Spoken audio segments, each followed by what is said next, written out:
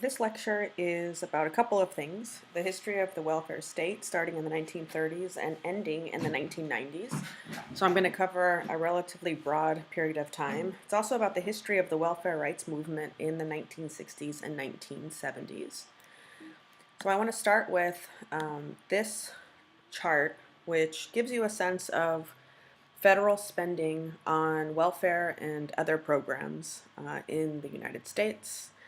You can see that federal spending takes a multiplicity of forms, right? It includes welfare for people who are living in poverty and need help surviving. This is what we commonly think of when we think of welfare.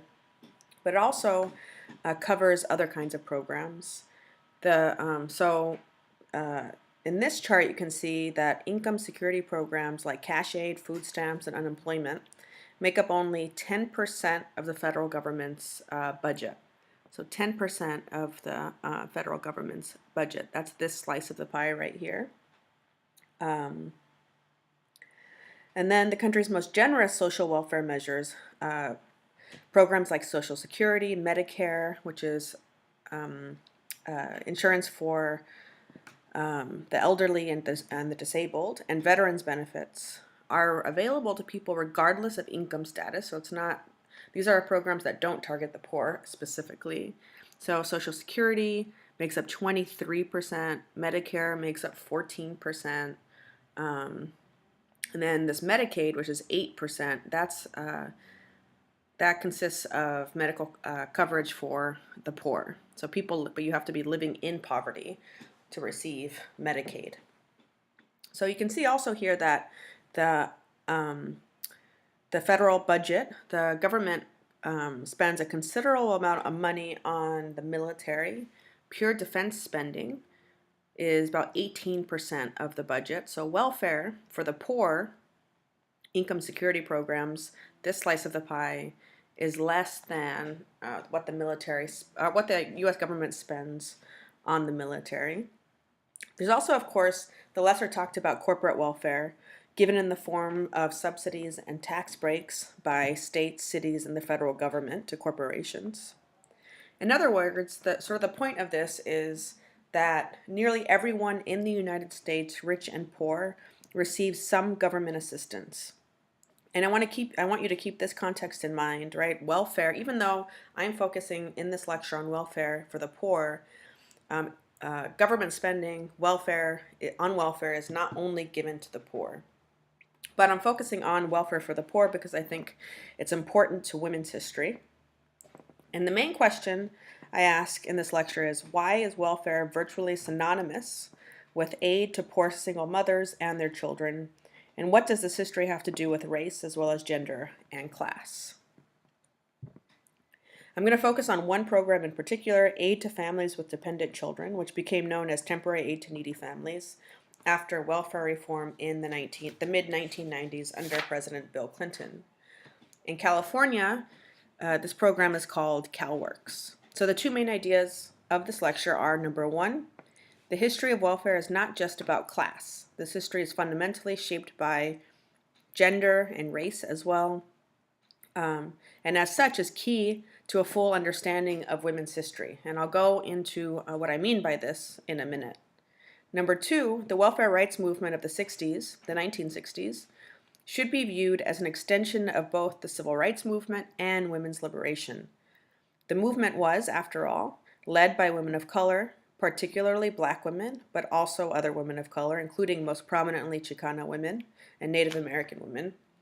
And one of its main goals was valuing women's labor in the home and combating the stigma society assigned to being a single mother. The origins of the welfare state lie in the New Deal programs of the 1930s. Okay, so I'm going to go, just a side note, I'm going to go relatively quickly through this lecture. Feel free to stop and start to write down what's on these slides. I'll also, of course, put the PowerPoint slides on D2L for you. So, again, the origins of the federal welfare state lie in the New Deal programs of the 1930s. In order to alleviate poverty and help put people to work, President Franklin Delano Roosevelt, a Democrat, signed into law a whole host of programs. though a wide range of people, regardless of race or gender, experienced unemployment and poverty in the context of the Great Depression of the 1930s. The hardest hit were, of course, women and people of color, due to gender and race-based discrimination in the workforce as well as in the provision of government aid. The Social Security Act of 1935 is the most important piece of legislation in understanding welfare for the poor during the Great Depression. So it provided old age insurance. Workers in occupations covered by the law contributed a portion of their wages via a payroll tax. And once retired, workers received a monthly pension from the federal government. So old age insurance, also known as Social Security. Many people just refer to it as Social Security. There's also unemployment insurance, of course. When you become unemployed, you are entitled to a certain percentage. If you are laid off and it's not your fault, then you are entitled to a certain percentage of your former income for a temporary amount of time to help you survive while you're looking for employment. And then there are various federal public assistance programs under the Social Security Act. So these include old age assistance, which is aid for poor elderly people, so old people living in poverty. There's aid to the blind, aid to the disabled, and aid to dependent children. In the 1930s, the program was known as Aid to Dependent Children. So aid to dependent children, later called Aid to Families with Dependent Children, in the mid-1990s, became Temporary Aid to Needy Families, or TANF, was passed specifically to provide aid to poor single mothers and not fathers. And the reason for this was that in the 1930s, women's traditional role was seen as mother and wife, and men's traditional role was to be the breadwinner of the family. So welfare policy sought to provide financial support for women to be mothers, since this was their traditional role. In other words, the federal government's welfare policies promoted a maternalist, what's often referred to as a maternalist ideology, that sought to reinforce women's traditional role as mothers. In order to secure passage of the Social Security Act, Roosevelt came to an agreement with Southern white Democrats to exclude domestic and agricultural workers from old age insurance and from unemployment insurance. So the exclusion of domestic and agricultural workers from major parts of the Social Security Act. And why was this? So in the 1930s, the Democratic Party still consisted of a cross-section of Americans, including white supremacists in the South, who simply would not have supported the Social Security Act if it benefited poor black people who did so much of the agricultural and domestic work in the South. So essentially, as a compromise with white supremacists in the Democratic Party in the South, agricultural workers and domestic workers, mostly women and people of color, were excluded from old age insurance and unemployment insurance. So as a result, Social Security created what was called a two-channel welfare state. One channel provided entitlements for primarily white male workers through old age insurance and unemployment insurance. So one channel here was old age insurance and unemployment insurance, which disproportionately benefited white men and was also more generous. So the second channel provided public assistance to specifically needy Americans, so people living in poverty, so specifically needy Americans through programs like Aid to Dependent Children. And this, you can see, channel number 2. The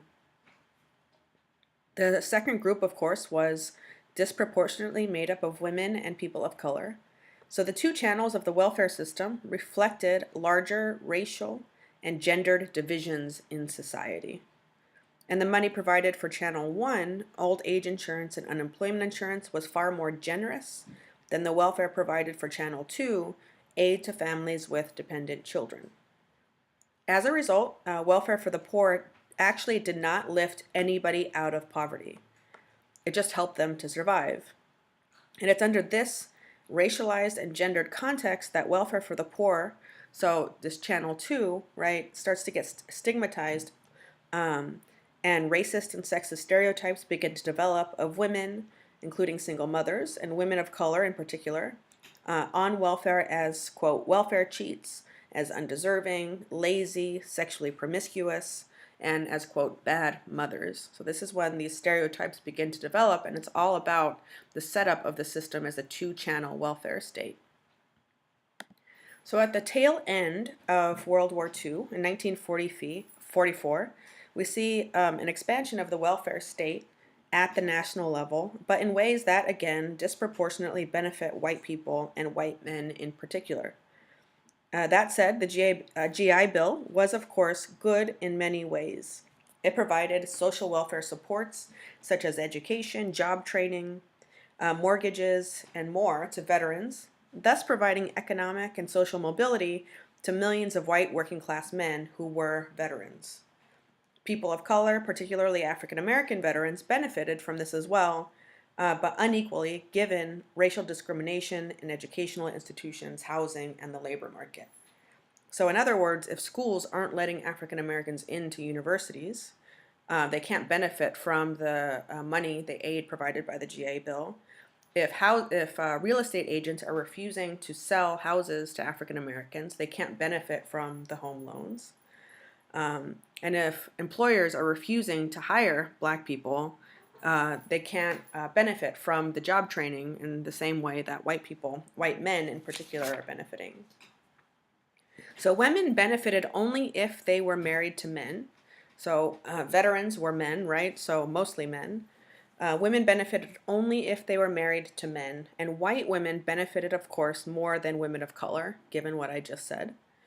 The GI Bill, the nation's most generous social welfare program, then excluded single mothers. So it's only women who are married to men benefit. And you already know that gay people kicked out of the military, given the undesirable discharges, could not access the GI Bill. And also the GI Bill was meant for veterans of combat. So a lot of women who served in the military could not benefit from the GI Bill either. Okay, now I want to skip ahead to the 1960s, a really important decade in the history of welfare. It was also a contested decade as conservative politicians fueled accusations that welfare fostered immorality, and some liberal politicians tried to strengthen the welfare state. So you have a conflict between conservatives and liberal politicians. So conservative politicians drew on old stereotypes and created new myths to demonize poverty-stricken single mothers who were disproportionately women of color. They were described as welfare cheats. So they were labeled as cheats, although investigations revealed little to no actual fraud. So it's a stereotype that developed basically a totally false stereotype. They were lazy, right? This is another stereotype, trying to avoid work. Although most welfare users actually worked hard as caretakers for their families, and most were on welfare during temporary periods of unemployment rather than permanently. And also remember that in the 1930s, politicians justified welfare by arguing it allowed women to focus on caring for their children. But by the 1960s, as it becomes associated largely with women of color, cities and states began to pass work rules to go along with welfare. Women of color who were single mothers were expected to work outside of the home. So this marks the end of that maternalist ideology. So these work rules didn't address workplace discrimination, and job training programs often ended up channeling women into low-paid jobs with no benefits. And conservatives labeled welfare recipients as over-sexualized and uncontrolled breeders. So where once the Jezebel stereotype promoted reproduction under slavery, right? Under slavery, this is when the stereotype develops for the first time, and it promotes reproduction by enslaved women, because the children add to the profit of slave owners. Now conservatives were saying black women shouldn't have babies, that they were over-sexualized and they shouldn't have babies. So this despite the fact that women on welfare had no more children than women who did not receive welfare. So this idea that welfare, people on welfare, women of color on welfare, had too many children, it's actually the case that they had no more children than people who were not on welfare. And this is an example of the stereotypes that get developed, right? The cheating welfare queen who goes on welfare and then does things like buys a Cadillac with all of the generous welfare that she's receiving, even though we know that welfare barely helped people to survive, if even that. It certainly did not provide them enough money to buy Cadillacs. So anti-welfare legislators and politicians successfully passed what were called suitable home laws, meant to exclude unwed mothers from receiving welfare benefits. They also passed what were called man in the house rules. So the presence of a man in the house automatically rendered the home of a welfare recipient unsuitable for welfare in most states. And welfare workers literally resorted to midnight raids to find men or evidence of them in the homes of welfare recipients. So, for example, in Alameda County, California, caseworkers invaded 500 homes in just one night in 1962, where they rousted mothers and children from bed, turned on lights, opened closets, and looked under beds to find men or evidence of men in the house. This was clearly meant to degrade and police women's sexuality. So why did this happen?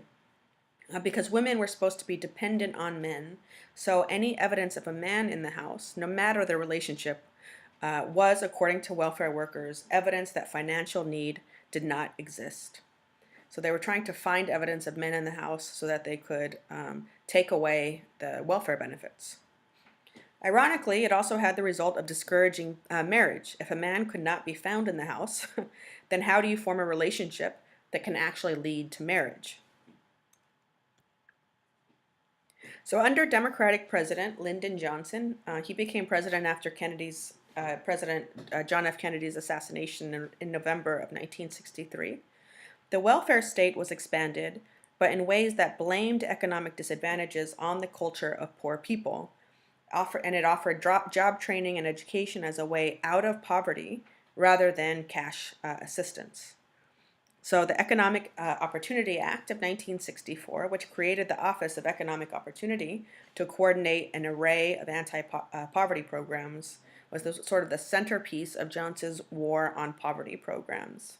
So these programs consisted of federal aid to education that targeted schools that served both middle class and poor children. This is where we see a really big increase in aid. So grant aid, loan aid to students. Then it creates the National Endowment for the Arts and the National Endowment for the Humanities to encourage creative endeavors by funding the arts. So for the first time since the Great Depression, the federal government starts to fund the arts again.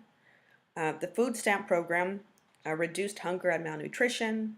Medicare covered medical fees for all elderly patients regardless of income. Medicaid ensured health care for the poor. Head Start was a preschool program specifically aimed at poor children. And then this community action agencies were also formed to encourage the poor to participate in making decisions about programming and administration. And then the Job Corps, which provided job training to people. But though the Job Corps was created to provide job training, it did not provide that much job training. Since its inception, it only reached in the 1960s to around the present. It's only reached around 1.9 million people, so not very many. Not completely insignificant, but not very many. So in other words, under Johnson, the welfare state was strengthened, right, under Johnson's war on poverty. But rather than provide direct financial aid to help bring people out of poverty, the Johnson program decided to turn to job training programs. And this approach to poverty failed to confront broader problems in the economy that caused poverty. Deindustrialization, factories fleeing, so well-paying working-class jobs fleeing, racially segregated housing and discrimination in employment, underfunded urban schools, low wages, lack of childcare, or the difficulties of combining work with parenting, let alone poverty due to illness and disability. So these services could help individuals, but they could not alter the larger economic or social environment that kept many Americans poor. So it's in this context in the 60s that we see the birth of the welfare rights movement. It was a movement that merged civil rights activism with feminist activism and organizing against poverty. The welfare rights movement had its height between the mid-60s and mid-70s, which is generally a time of political tumult. The civil rights movement is perhaps the most important movement related to the struggle for welfare rights. Civil rights activism had been going on since the establishment of Jim Crow segregation in the South in the 1880s after the failures of Reconstruction. And as you know, the Montgomery bus boycott was the first major event of the movement, but by the 60s, the movement, according to historian Barbara Ransby in her book about civil rights leader Ella Baker, the evolution of the movement went from a, quote, flurry of activities in the late 1950s was about to feed into the frenetic pace of the 1960s.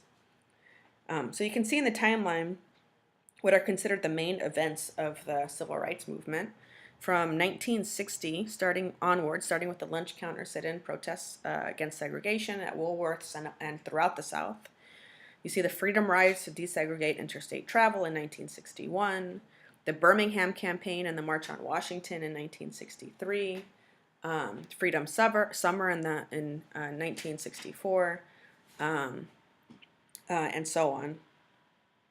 So there's many key events in the history of the civil rights movement, and the first half of the 60s is generally considered the main period of the sort of frenetic pace of the civil rights movement. And of course, although attention is often paid to male leaders of the movement, we've already talked about this a little bit. Historians have commented on the leadership of black women in the movement. We've already talked about Joanne Robinson and Rosa Parks. But here you can see a photo of Diane Nash on the right. She was a leader of the sit-ins in Nashville, Tennessee, to desegregate restaurants. She was a leader of the Student Nonviolent Coordinating Committee, one of the main organizations that led the civil rights movement. On the left, you see Ella Baker. She was a member of the Southern Christian Leadership Council, which was the organization associated with Martin Luther King Jr. But she also helped to found SNCC, the Student Nonviolent Coordinating Committee, whose activism went from the 1930s to the 1980s. So she was involved in civil rights activism against poverty, for 50 years. She organized in the North, mainly in New York City, as well as in the South. And she challenged sexism within the Southern Christian Leadership Council, an organization mainly led by men, and promoted what she called group-centered leadership, or bottom-up democracy in the civil rights movement, rather than leadership focused around or centered around certain charismatic individuals like MLK. And you see here Daisy Bates. You know about her from the reading by Danielle McGuire. She was, of course, a civil rights leader in Arkansas. She led the famous Little Rock Nine, the first black students to enroll in Little Rock High School in 1957 in an attempt to integrate the high school, and they faced violent backlash by white people in the school, and as well as the white students in the school, white teachers, white administrators, but also white parents and community members who did not want the school to be integrated. There's also Fannie Lou Hamer, who famously fought for civil rights in Mississippi, one of the most violent states in the South. She's most well known for founding the Mississippi Freedom Democratic Party in response to racism of the actual Democratic Party in the South, which always sent an all-white delegation to the National Convention and generally supported Jim Crow segregation and opposed civil rights organizing. So you can listen to a speech that she gave before the Democratic Party Credentials Committee. It's one of the most powerful speeches of the movement, and she's pictured here in the midst of giving that speech. Last but not least, there's Septima Clark, who's referred to by Martin Luther King Jr. as the mother of the movement. She was a teacher, and she played an important role in the drive for voting rights for black people in the South.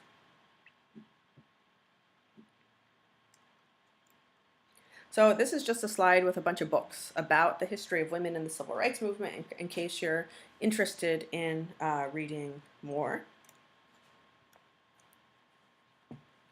So the Civil Rights Movement culminated in the passage of the Civil Rights Act of 1964 and the Voting Rights Act of 1965.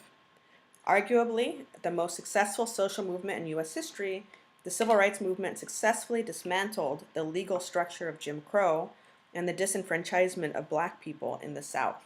So the prevention of voting by black people in the South. But it did not, of course, do away with racial inequality. You can't simply pass a law to eradicate inequality in a single moment, which has been building up for 400 years. So by the late 1960s, the Civil Rights Movement and the Black Power movement began to address poverty in the black community. And this is essential context for the rise of the welfare rights movement. The Civil Rights Movement's involvement in the fight against poverty. In fact, Martin Luther King Jr. is assassinated in April of 1968 in Memphis, Tennessee, because he's supporting a strike by black sanitation workers in Memphis. So it's during his support for this labor rights struggle that essentially turned into a civil rights struggle that Martin Luther King Jr. is assassinated. So it was in this broader context of the social movements of the 60s and 70s, particularly civil rights and black power activism, and activism against poverty, as well as in the midst of other movements of people of color, like the Chicano movement, the American Indian movement, as well as the Asian American movement, that we saw the rise of the welfare rights movement. The most prominent organization was the National Welfare Rights Organization, which existed between 1966 and 1974. By 1971, the NWRO, the National Welfare Rights Organization, included 540 separate local welfare rights organizations from Los Angeles to New York City to Cotton Plant, Arkansas. The membership consisted of low-income mothers with children, senior citizens, Native Americans on reservations, public housing tenants, and tenant farmers. And the vast majority of the activists were African American women with children. Smaller numbers were of Puerto Rican, Chicana, American Indian, and white women, and perhaps 10%, only 10% of the organization consisted of men. So 90% of the membership was women. And at its peak in 1969, the organization had close to 30,000 members. So what were the politics of the movement and what were its goals? So there are four main goals. One, adequate income. They insisted that society had an obligation to provide income to compensate their work as mothers and caregivers. In other words, they're what they called mother work. They said that motherhood, whether the mother is married or not, should be fully supported, fully rewarded, and fully honored. They organized for justice. They wanted fair hearings about welfare. They didn't want to simply be kicked off of welfare without having access to a fair hearing to determine whether or not that should happen. They demanded dignity. They wanted material basics such as clothes, food. They wanted to lead a normal American life, not just have access to the bare necessities for simple survival. They wanted sexual freedom and liberty to make decisions about adult intimacy and parenting without the interference of social workers. And they demanded democracy. They wanted to participate in the decisions that affected their daily lives. They didn't want welfare workers to make decisions about their lives. So the overarching goal was to establish welfare or a minimum standard of living as a citizenship right and as a human right. Welfare rights activists argued that a just society should provide a right to live in the world's wealthiest country, the United States. An activist in the organization said, quote, "We believe that the way to do something about poverty is to give people the money they need to meet the basic necessities of life, at least at a minimum level for health, decency, and dignity," unquote. They didn't refuse work. They said that their work in the home should be valued by society, that they were in fact working. They also emphasized that some people could not seek work outside the home, such as older people on welfare, the disabled, mothers of young children, and women who were denied decent jobs by discrimination. And they said women on welfare who wanted to work should have access to decent jobs that paid well and treated them with dignity. So they came together to challenge inadequate assistance levels, so very low welfare payments, delayed checks, not getting their checks on time, uh, intrusive caseworkers who monitored and scrutinized their daily activities. Remember those home raids to find men in the house? And generally to challenge the racist, classist, and sexist denunciations of women on welfare.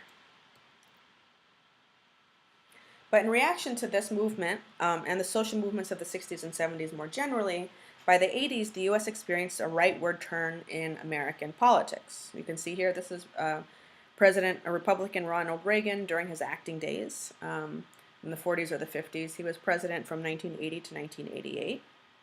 So under him, under Ronald Reagan, a Republican, sort of very popular Republican in office in the 80s, Johnson's war on poverty turned into the war on welfare. Under Reagan's conservative economic policies, he supported big tax breaks for corporations and the wealthy, while also supporting big cuts in social spending for the poor. So tax cuts for the wealthy, cuts in welfare and other social spending for the poor. He defended his welfare cuts by employing long-standing racial and gendered stereotypes of welfare mothers as promiscuous, cunning, and lazy. During his first presidential campaign, which he didn't actually win in 1976, Reagan, for instance, talked to audiences gave about the welfare queens, so women who supposedly bilked the welfare system of money that they did not really need and were living off of taxpayers. The rhetoric Reagan used also importantly marked the start of a new racial politics, which was often called colorblind racism, in which rather than being sort of explicitly racist, people began to use coded racial language. So language like welfare queens, which was coded language referring to black women on welfare mostly. And this coded racial language did two things. One, it helped to halt the advance of racial equality. And two, it explicitly deprived people of color of their rights. So why would people in the 1980s and 1990s begin to use coded racial language to halt the advancement of racial equality? Why? Well, it's very clear that people with money and power, mostly white people, wanted to maintain their own status in American society without being threatened. And they could do this all while claiming not to be racist. So talking about, coded language like welfare queens, talking about criminals, which was always coded language for people of color. Illegal immigrants was big in the 90s and is today coded language for Latinos. So basically attacking whole groups of people using a language that's not as explicitly racist as the language would have been in the 1950s and previously before the Civil Rights Movement. So it's not just the Republicans doing this. In this increasingly conservative climate, one in which politics was largely dictated by the Republican Party, the Democratic Party also shifted its politics to the right. The Democratic Party moved to the right for a whole host of, a lot of reasons. One, the increased infusion of corporate money into politics moved both political parties to the right. Two, the Democrats were simply afraid of losing white working class voters to the Republican Party because the Democrats had previously been identified with the movements for racial equality in the 60s and 70s, which alienated white people who frankly didn't care about people of color, were feeling left out, or were just explicitly racist. So they're trying to court these white working class voters. Three, Reagan's popularity in the 80s, right, even in traditional blue states, so these states that typically go to the Democratic Party in presidential elections like California, voted for Republicans and not Democrats. So California voted for Reagan in the 80s. So the Democrats were also afraid of losing people. The fourth reason, Democrats were afraid of losing people, whose first concern was the protection of the two-parent heterosexual family household. This is in direct reaction against women's liberation and gay liberation. And in the 70s and 80s, the divorce rate went up, it tripled, when divorce laws began to be liberalized, making divorce easier because of the demands of the women's liberation movement. So the result was the formation of the Democratic Leadership Council, which was founded in the 1980s to move the Democratic Party to the right politically on taxes, regulation, and welfare. And then eventually on mass incarceration. Democrats who had once supported strengthening welfare rights now were actually in support of weakening it. So Democratic President Johnson is responsible for the war on poverty. Democratic President Franklin Roosevelt is responsible for the New Deal programs and the Social Security Act of 1935. But now Democrats are increasingly on the side of weakening welfare rather than strengthening it. The Democratic Party rejected welfare in order to court white working class voters and suburban voters who associated welfare with people of color using the variety of stereotypes that we already talked about. Welfare users as cheats, as undeserving, as lazy, as promiscuous, etc. And the Democratic Party also rejected welfare because it was associated with the breakdown of the family, because welfare was associated with single mothers. So Democrat Bill Clinton was president from 1993 to 2001. He's a longtime member of the conservative Democratic Leadership Council, pledged during his presidential campaign in 1992 to, quote, end welfare as we know it. He and other relatively conservative Democrats weren't quite as bad on welfare as Republicans, though. Clinton wanted to limit the time people could be on welfare and limit their welfare payments, but he also promoted a higher minimum wage and universal health care. But what the nation got was the former. It got welfare reform and not the latter. It did not get universal health coverage or an increase in the minimum wage. So what it got was reducing welfare benefits, kicking people off of welfare, but not providing them with universal health coverage or a higher minimum wage, decent jobs. The Personal Responsibility and Work Opportunity Act was passed under Clinton in 1996, and it replaced aid to families with dependent children with what's now called, and it still exists today, temporary aid to needy families.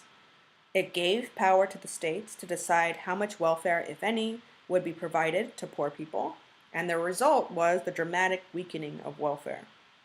Some states provide welfare payments that are, I wouldn't say generous, right, but they're not as low as they could be, while other states, like mainly in the South and sometimes in the Midwest, they give very, very low welfare payments. This legislation, the Personal Responsibility and Work Opportunity Act, was promoted by really conservative Republicans as well, by Newt Gingrich, who is of course now being considered for Donald Trump's cabinet. And this act was a little bit too conservative for a variety of reasons for Clinton, but he signed it anyway. He signed it into law anyway. And the legislation did the following. It provided a maximum of 2 years of continuous assistance, of continuous welfare benefits, provided mandatory work requirements, provided a 5-year lifetime cap on benefits. 5-year, and this is really significant. That's why it's called temporary aid to needy families. If you're on welfare for a total of 5 years, even at different points in your life, you can no longer access welfare. And though certain people with certain disabilities, and if they could prove a recent history of domestic abuse, were exempted from these time limits, so there was that exception. Also, in response to anti-immigrant xenophobic claims that Mexicans were draining welfare coffers in the Southwest, so this claims that Mexicans were draining welfare, were depending on welfare. The bill completely excluded recent immigrants, so those who had been in the U.S. for less than 5 years, from receiving temporary aid to needy families, food stamps, and other welfare benefits. The reason this is happening is that there's a larger anti-immigrant movement in the 1990s, which sort of died down, but then recently has culminated in the election of Donald Trump, who gained a lot of support by white working class and middle class people, as well as the white wealthy, because of his anti-immigrant politics. So the welfare reform bill also reflected efforts to stigmatize single mothers and single motherhood more generally, and promote the two-parent heterosexual family. It provided funds, for instance, for marriage counseling and abstinence-only educational programs. So abstinence only meaning just don't have sex. Offered what was called an illegitimacy bonus to states that reduced non-marital pregnancies. And it allowed states to implement a family cap, so a rule denying benefits to children born to mothers on welfare. So if you're a single mother living in poverty and you have children while you're on welfare, you can't get additional benefits. So 21 states ultimately adopted this family cap, and California was one of these states. Until only recently, this past summer, that this family cap rule was repealed in California. So what did it ultimately succeeded in drastically reducing welfare rolls, which plummeted from 4.5 million families in 1996 to 2.1 million in 2002. It's just 2.1 million, right? It's a very small number of people are on welfare in the country on temporary aid to needy families anyway. Most welfare leavers, so people who left welfare, remained poor, or often poorer after leaving welfare. And children also remained poor. Child poverty rates have been held steady at 17 to 18% of the overall population. This is the highest rate of child poverty in the industrialized world, so among other similarly industrialized wealthy nations. And the number of welfare children in foster care or living with relatives other than their mother also increased because of this. So the poorest fifth of all U.S. households receive currently, on average, $4,633 from welfare programs. So about $4,500 more or less. Not including Medicaid, so that's health care for the poor. This is according to data from the Congressional Budget Office. So you can see $4,633, that is not very much money. It's certainly not lifting people out of poverty. Welfare is not certainly not an incentive to not work because you are struggling and barely surviving if you're on welfare. Perhaps not even surviving.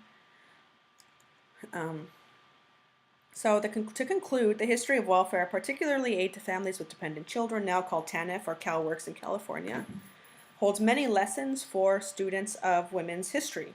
The history of popular antagonism toward welfare wasn't a natural expression of Americans' commitment to the work ethic, right? People don't dislike welfare just because they think people need to work harder. But rather, antagonism toward welfare has been influenced by bias against the poor, bias against women, and people of color in particular. So I'll end with the 2 points that I started with. The history of welfare is not just about class. This history is fundamentally shaped by gender and race as well, and as such is key to a full understanding of women's history. 2, the welfare rights movement of the 60s should be viewed as an extension of both the civil rights movement and the women's liberation movement.